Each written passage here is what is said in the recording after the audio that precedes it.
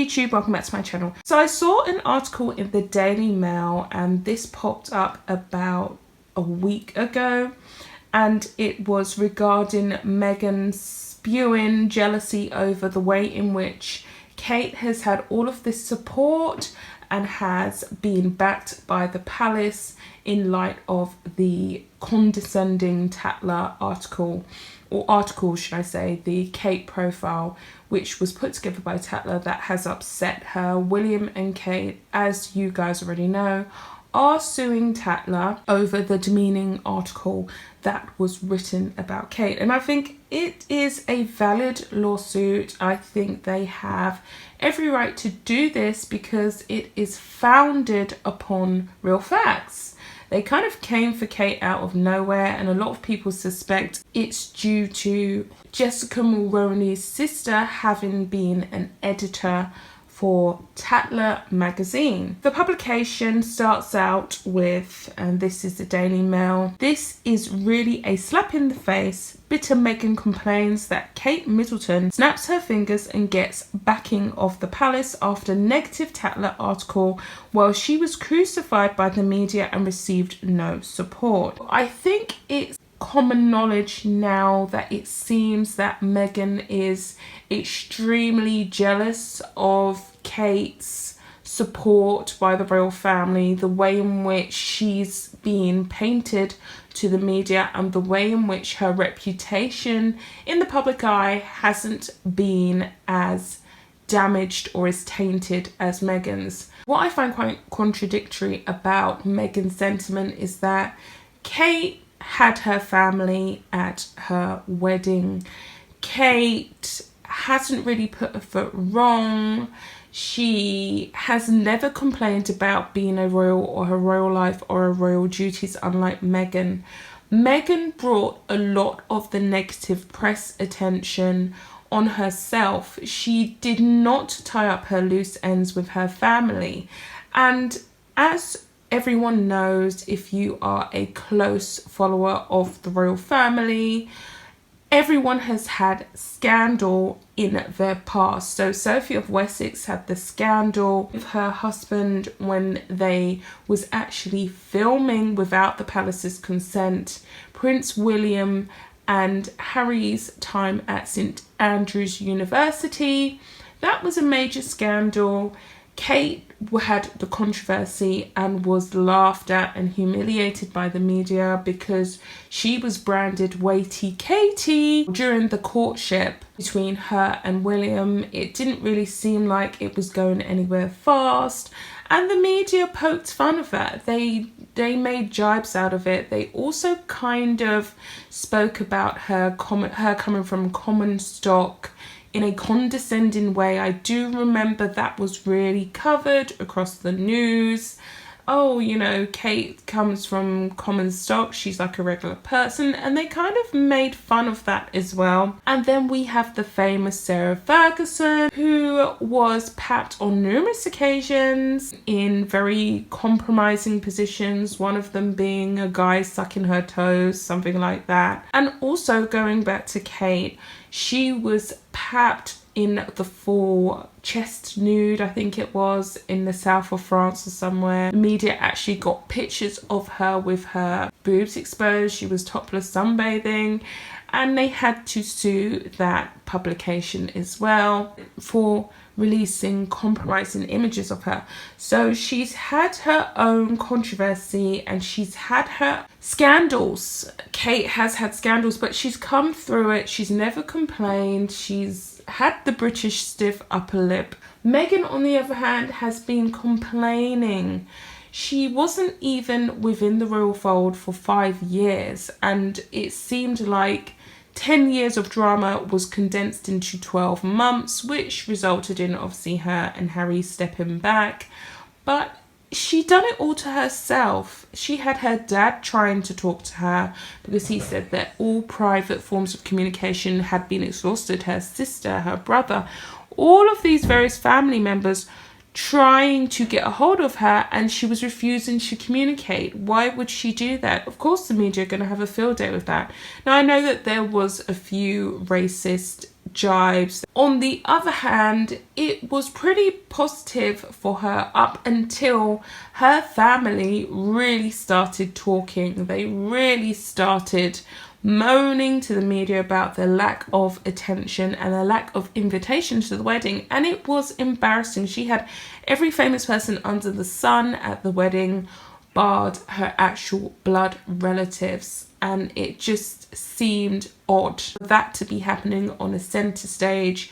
Was everyone in her family on her black side, was they evil, nasty people? Were they trying to harm her? She does have a black family. Was every single person on her white side evil, nasty people that weren't good enough? I think that Meghan was ashamed of her family. She did not want them to enjoy the pleasures and the spoils of her relationship with Harry. She definitely went out on this personal crusade to vilify them, and actions speak louder than words. You can make someone feel belittled, feel not good enough just by your actions. I think her lack of invitation, her lack of effort to have them there.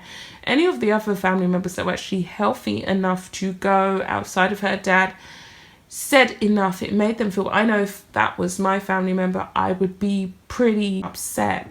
So we have all of that going against her. I'm going to carry on with this article anyway, but I think, as you already know how I feel about it. So it says, Meghan Markle has complained that Kate snaps her fingers and is quickly backed by the palace after a negative story. Yet when she was crucified by the media, she received no support, Daily Mail sources report. Meghan said Kensington Palace never once came to her defence when she was being shredded by the media. And now Kate gets a bit of negative press, and the palace comes out in less than 24 hours to rebuke the claims made against her, a friend said. I think it's pretty basic why the palace didn't come to Meghan's aid. Meghan forgets that Kate has been within the royal fold for 10 years. They've done their due diligence with Kate. They know what to expect with Kate.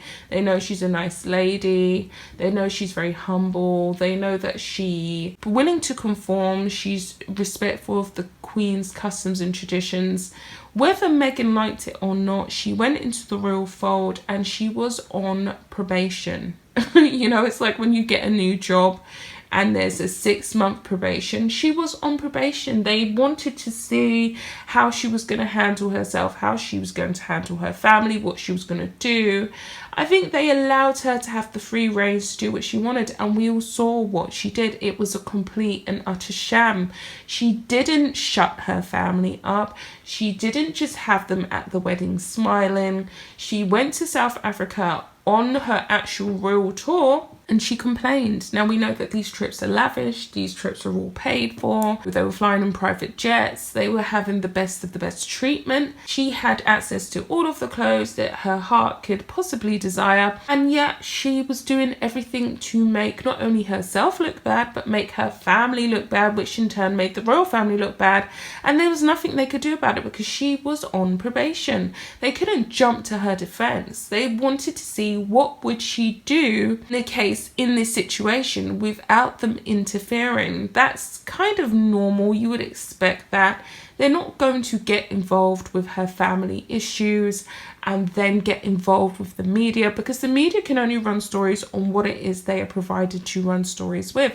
She gave them all of the ammunition to shoot, did she not? Last week, British Society Bible Tatler ran a cover story about Kate headlines Catherine the Great, but Kate and William took issue with the article, saying it contained a swath of inaccuracies and false representations. Kensington Palace also sent legal letters to the magazine to remove the story from the internet. Meghan pointed out to friends that she was plagued by negative stories and the palace did nothing to interfere despite pleas from Prince Harry.